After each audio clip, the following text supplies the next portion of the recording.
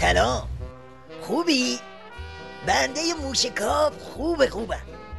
آقا میگم این کوسه دیگه زیرابی رفتن و این حرفا رو کامل گذاشته کنار و لم داده رو موج مذاکرات و همینجوری تخت گاز داره میره واسه این که جام زهر رو کامل چپه کنه تو حلق سیدعلی. ملاحظه کنی؟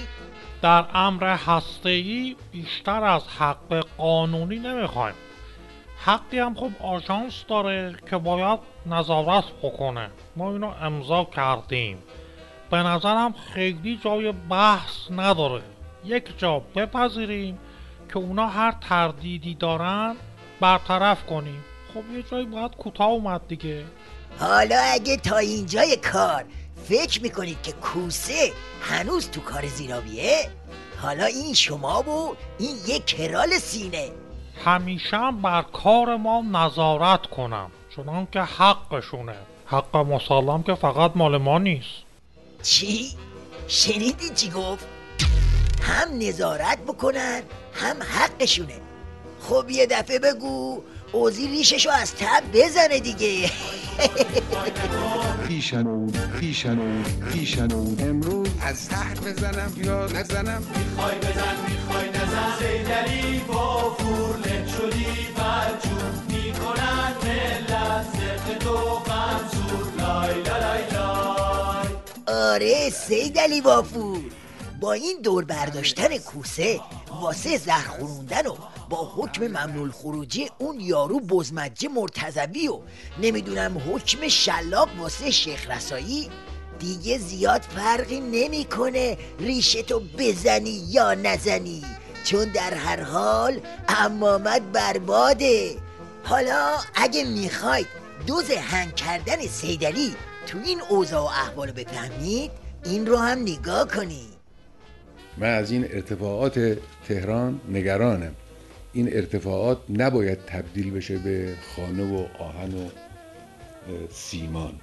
این ارتفاعات بایستی به شکل طبیعی ارتفاعات بمانه. اینجا شهر نیست، اینجا کوهه، اینجا البرزه.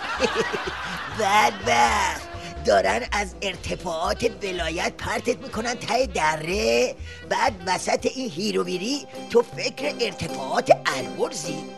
نکنه میخوای کله پوکتو به البرز کو بکوبی؟ برو بخور زهر. کدوم زهر؟ همون زهری که زهر مار داره. آی بله. بیا بخور زهر. کدوم زهر؟ همون زهری که زهر مار داره. آی بله. بهر عظما تناب دار داره. آی بله. از اتم کوتا بیا، با لیدی اشتون را بیا، با لیدی اشتون را بیا. این مصیبت سوزش بسیار داره. آی بله. این مصیبت سوزش بسیار داره. آی بله. بیا بدیم کیک. کدوم کیک؟ همون کیکی که رنگ زرد داره. آی بله. جسم عظمای عالم درد داره. آی بله. آب سنگینو بدیم، اون سایت پارچینو بدیم، روسیه و چینو بدیم، هم اونو هم اینو بدیم. منقل عظما زغال سر داره. آی بله. منقل عظما زغال سر داره. آی بله.